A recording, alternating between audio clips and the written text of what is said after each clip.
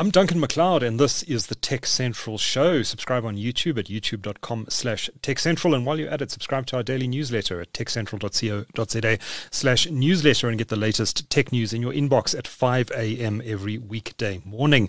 Now, we're going to be talking electric vehicles next with the head of Volvo in South Africa.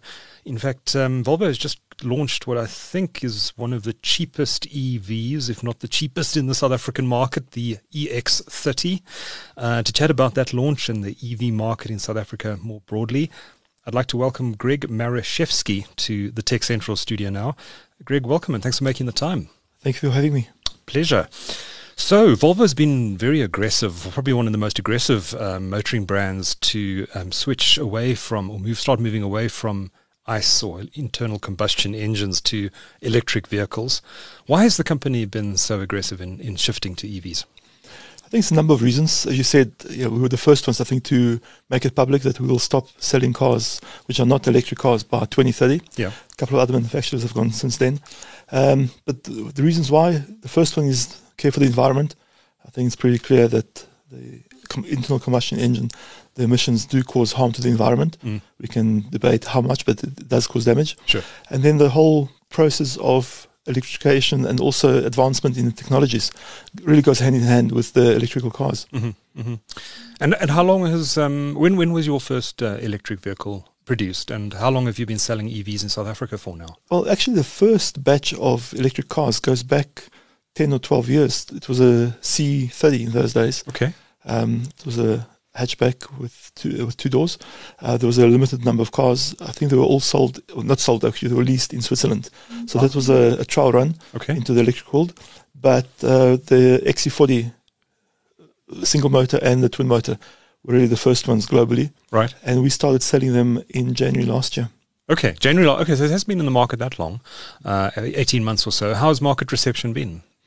It's difficult to say. I think it's been great, but the launch of the electric cars for us and for the other manufacturers as well, it came together at the same time that we had supply constraints because of semiconductor shortages, of COVID, factory lockdowns, things like that. So it's difficult to say what the real demand is. I know that we've sold every single car that we've got. The stock is starting to build up now in June, July. We'll get more cars.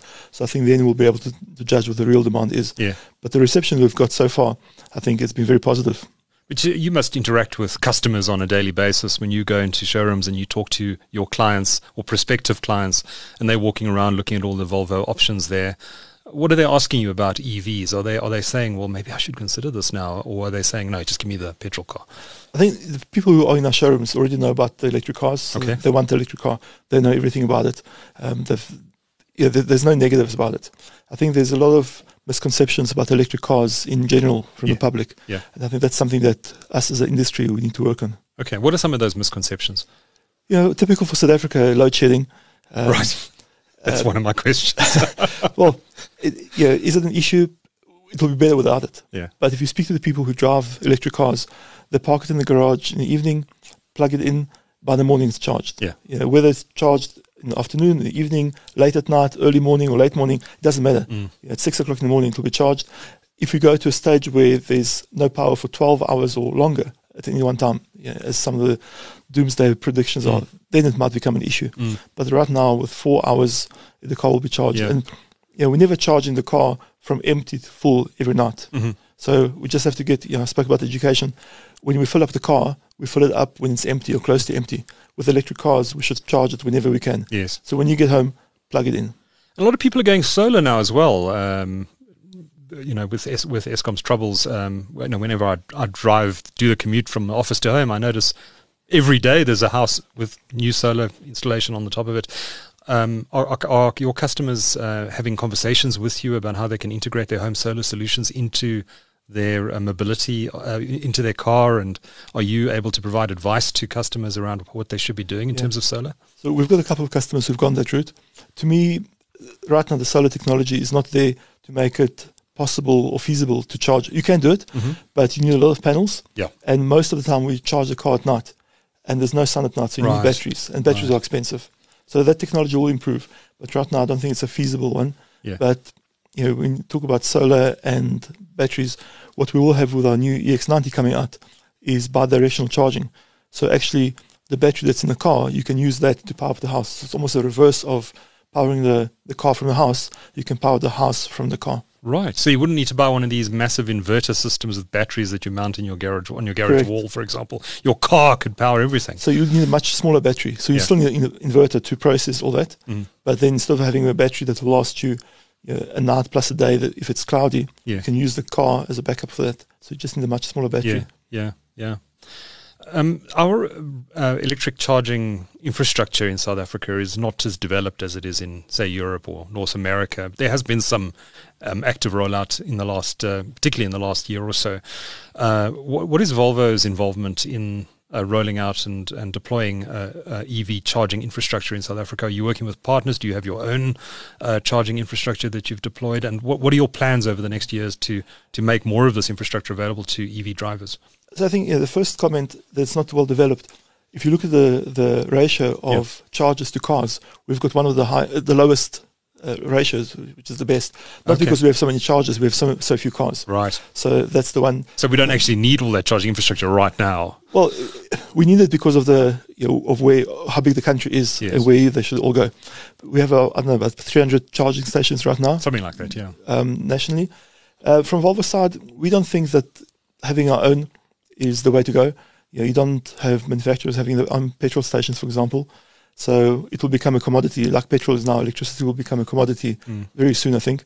So we think that I know there are investors who are waiting to invest into the infrastructure. They're just waiting for some clarity on what the demand is.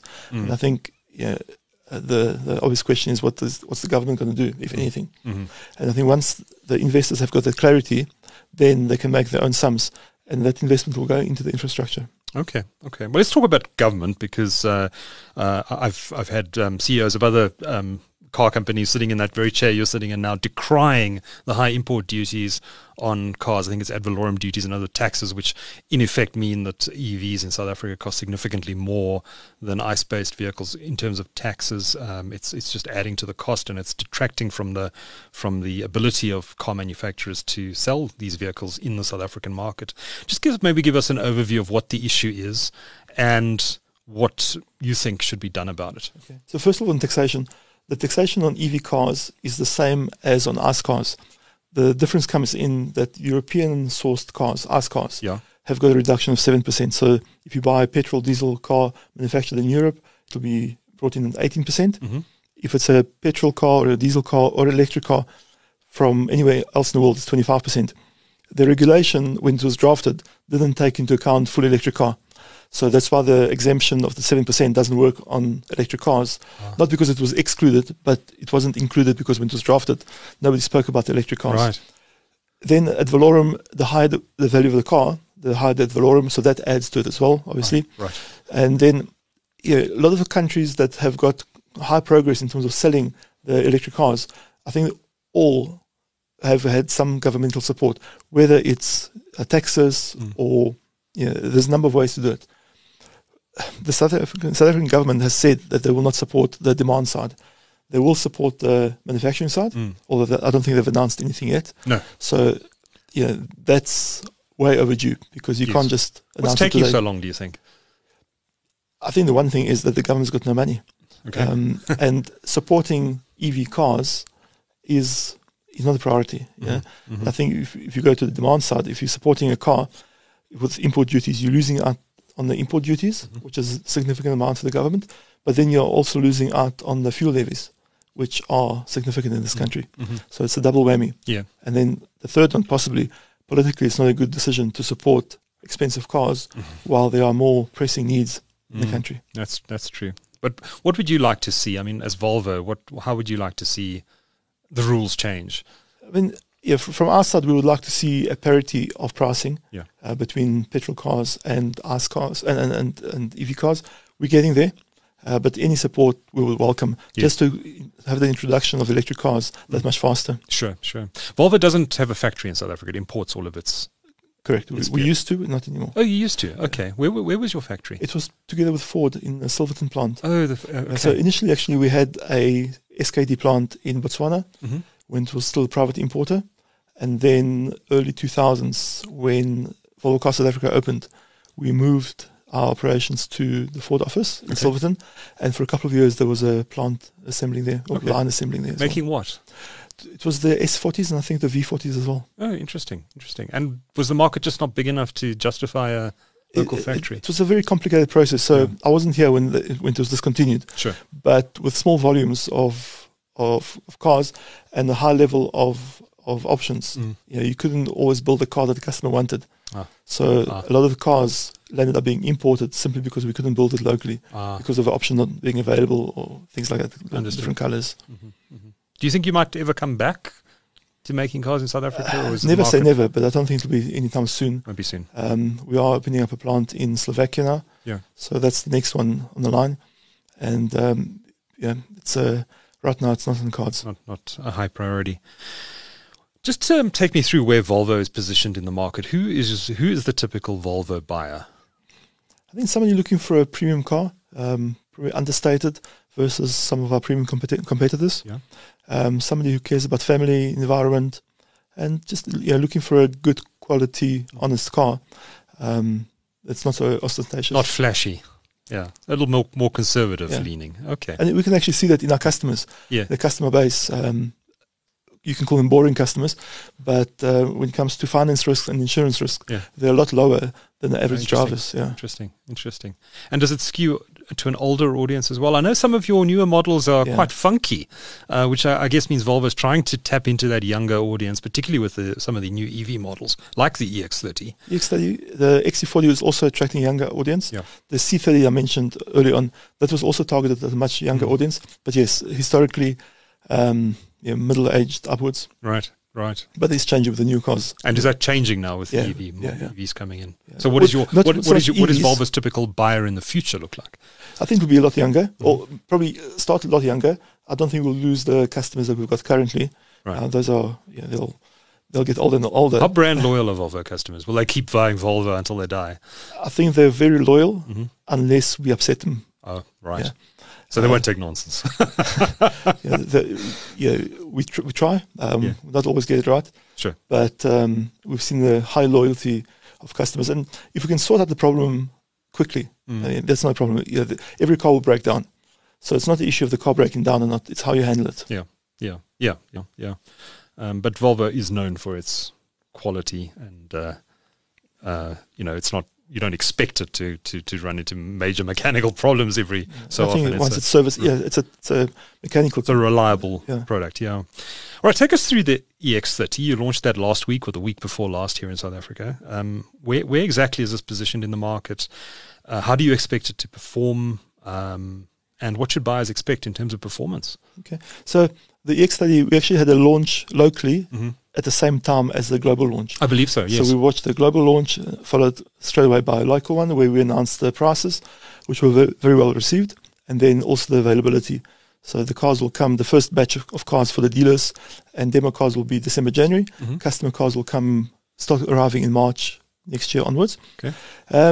It's a very exciting car for us. It's the smallest SUV as you mentioned. It's also the lowest priced one. So I think that will do very well. I think we priced it aggressively versus other offers within the EV space. So you're deliberately taking lower margin on this one to push. What we try to do is more or less offer an EV car for the price of an ICE car of the same spec and the same size, more or less. Yeah. Right. And I think we got that right. We had very good feedback on the day, but also since then. We sold, I think it was 85 or 86, or took 86 orders on the first day. Good grief. Which for us is phenomenal. It's good, very good. It's been continued since then, also at quite a high pace. We're excited about it. And it's a youthful car. We mentioned the acceleration before that. Let's go through that. I mean, it's phenomenal. It's like a sports car, this thing. 3.6 is from 0 to 100 on the performance car with a twin engine. But even the slowest car, if I can call it that, is 5.7 seconds, not 200, which is still very fast. It's a single motor is 200 kilowatts, twin motor 315 kilowatts. For a small car like that, it packs a punch. Yeah. But also some of the other features, some new safety features. So all the safety features that we have on our existing cars are in that car. So from XC90 down to 30, all the same features, but the 30 now has a couple of new ones, like when you open the door and the cyclist coming, the door will not open. It's just one. recognition of the speed signs and adjusting the speed according to that. Oh, wow. There's another one. That's so cool. A couple of more features. Yeah. The sound bar, which is also quite exciting for us, as opposed to having a whole bunch of speakers in the car. Mm-hmm. Smaller car with one sound bar in the front, and then just different size speakers and amplifiers in that sound bar. So there's a couple of exciting things, which are, it's all focused more towards the youth, and also yellow color. We have another yellow car for 20 odd years, so this will be available in this car. And I think it's also signed that towards the youth market. Yellow from Volvo. Wow, that is bold. So, what are you expecting from this car? Is this going to be your hottest seller ever? I think, first of all, it's going to change the perception of the brand in South Africa, but also globally. I believe that we can attract some younger buyers with a price range that will fit their pocket as well. So that will increase our volumes. And then I think it's another car that will go towards the EV strategy that we've had. So by 2030, all our cars will be EVs. We started with the XC40 that we actually won the New Energy Car of the Year recently. We launched the C40 beginning of June, now with the EX30, then the EX90, and then all the other cars will follow. I think it's just a step towards that strategy. So the EX30 is your entry level EV, and the EX90 is your top of the line premium EV product. Correct. Okay, and that was also launched not long ago. It was launched last year, November. Yeah. There was a recent announcement that we're going to delay the production of the car. Oh, is it? So I think 4 or 5 months plus minus to be delayed. The hardware is ready, the software is ready, but the testing of the software takes time. Right. And it's a totally new architecture. It's single core computing, so it does require more testing. So maybe it's not a bad thing. Yeah, these things really are computers on wheels now, aren't they? It's amazing to see the technology industry and the motoring industry really starting to combine. And we've actually seen a interest from the tech magazines. Yes, I'm sure. In cars, and once they look at our cars, they'll look at the competitors as well. Yeah. So there's a lot more coverage of automotive news in tech. Well, we at TechCentral are covering electric cars more and more, and it's a very exciting area. But you also work very closely with Google, your in-car entertainment system. I'm not sure what it's called. Does it have a name? I think it's Hey Google. Hey Google. Okay. It's an iCap system. Yeah. But yeah, it's a fully integrated Google system designed for automotive use. I think we were the first ones to use it. Since then, there have been 1 or 2 other manufacturers. Yeah, I mentioned it earlier. It's a lot more intuitive than probably any manufacturer can have on their own. Yeah. It utilizes the whole Google search history. So coming here, put in the address of the name of the business park. Took me right here. Brilliant. I mean, there's been a lot of debate in the motoring industry for a number of years now about whether car companies should be working so closely with the big tech giants. I think there was certainly a worry a couple of years ago that by integrating things like Android Auto and Apple CarPlay into the cars, the motor manufacturers are kind of giving away a lot of the value-added components and making the experience to be more controlled by a tech giant rather than by the car manufacturer. How much of a concern is that at Volvo? I mean, you clearly have a very close working relationship with Google, and so clearly that does not concern the company to a great extent. But other car companies are very wary of working with the tech giants. What is the sort of view inside Volvo about that topic? I think from our side, you got to pick the things that you're going to focus on. So there's some things that you buy and some things that you will develop yourself. And to develop a top-of-the-range infotainment system is probably not one of our core priorities. Or core competencies. I think the competencies you can buy, but it will take time. Take very long. What the cost is, and what is the benefit of competing with Google? You have to develop something better than that just to be able to compete, right? Yeah. So we've got a very good product. We'd rather focus on electrification, on the safety, and the whole user experience, including the infotainment system. Yes. How does one use it? How does it help the car? Yeah. So things like that is something we would like to focus on. Yeah, absolutely. Something I meant to ask you about the EX30, and I can't ignore it, is the range. It's such an important question. What sort of distance are we looking at here? So the entry level has got a single motor, 200 kilowatt battery, a 200 kilowatt motor. It's a range of 344 kilometers. 344, okay. And then it goes up to 480 on the extended range. That's on the top end model. How many SKUs or how many versions of this vehicle are there? So there are 3 trim levels. There's the the base, the core. There's the Plus and the Ultra. How much is the entry-level one? 775,900. 775,900, okay. And then there's a mid-tier version. Mid one, and then the Ultra. Mm-hmm. So if you take the Ultra with the twin motor, with everything else, it's just under R1 million. Just under R1 million, okay. And the mid-tier, what, 800 or something? It will be 850, 880, somewhere around there. Somewhere around there, okay. So I guess 780, 880, 980, 990. Yeah, for sure. All right, Greg, before I let you go, let's look a little bit into the future. We are a tech publication, so I'd like to have a look at what's coming next. Self-driving cars, Volvo working on those. What can we expect in that regard? And what other cool tech is Volvo working on, to the extent that you can tell us, because I'm sure there's some secrets that you need to keep. But just some insight perhaps into where you think motoring is going to go in the next 5 years. Yeah. So the specifics I can't talk about, but a lot of manufacturers said 5 years ago that by early 20s we're going to have self-driving cars, autonomous cars. We're a long way away from that, I think, for a fully autonomous car.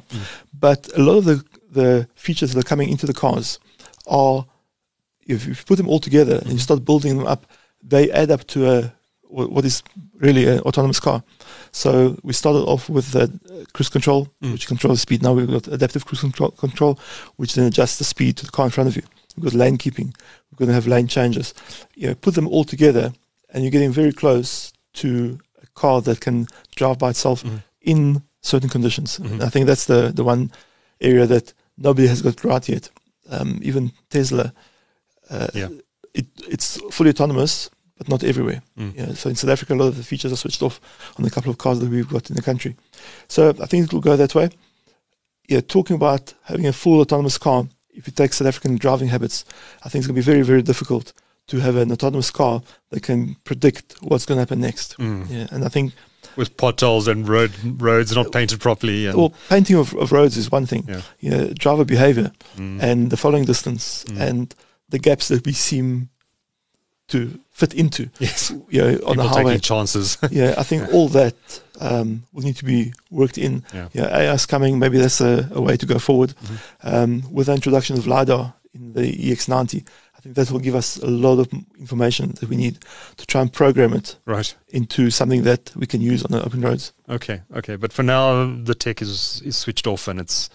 there's no, and we don't talk about semi-autonomous cars. We talk about cars that have got certain features that I've mentioned. There's more coming, but it's the driver is still responsible for the car. Do you think we're ever going to get to a point where we have like an Uber type service that is where the vehicles are self-driven, and you just hail an Uber, hop in the car without a driver, takes you where you're going, and we have these autonomous cars running in our cities, and perhaps there are dedicated lanes where only autonomous vehicles are allowed to go. I mean, how far away are we from that sort of future? Autonomous cars, I think we're not that far away. The scenario you described. The problem comes in between having no autonomous cars and full autonomy for all the cars, let's say 30, 40 years time, whatever it is, right? That period in between where you have drivers who can make their own decisions and they're not rational always, and autonomous cars which expect some sort of predictability. And I think that's going to be the tricky part. And you mentioned separate lanes, that's a possibility. Separate parking lots where we can put a lot more cars into an area that you don't need to open the doors. That's still coming. But having autonomous cars driving together with the public, I think that will be a tricky one. I've seen a few of those automated parking garages. I think there's one in Japan and some in Europe where you arrive and then the system, the building almost parks your vehicle in this massive skyscraper, and everything is packed in like sardines in a tin can. Because once you have that, then the computer can work out which car you want to move efficiently to get the one in the middle out. And then we talk about things like if the cars are autonomous, then the lanes need to be a lot narrower. So maybe you can put 4 lanes instead of 3, which allows a freer movement. A lot of these things are being discussed, but full autonomous cars still a while. And in terms of other technologies like in-car entertainment, and I know all car manufacturers are moving to these massive screens now. Some I'm sure Volvo has some of these types of screens in its more premium vehicles, but these screens that replace the entire dash. Where are we going with this? Are we at risk perhaps of building vehicles that are going to start to distract drivers rather than to help them reach their destination safely? From our side, we've always spoken about technology not for the sake of technology, but to assist the driver. To make, first of all, to make it safer, make it more comfortable, make it more relaxing, help. So our technology will always go towards that. If it makes sense from a driving perspective, on any one of those, we'll introduce it. If it's just for aesthetics, we might stay away from that. Right. Go for the practical options. Greg Maruszewski is MD of Volvo in South Africa. Greg, thank you so much for sharing your insights with TechCentral's audience today. Much appreciated. Thank you for having me. Pleasure.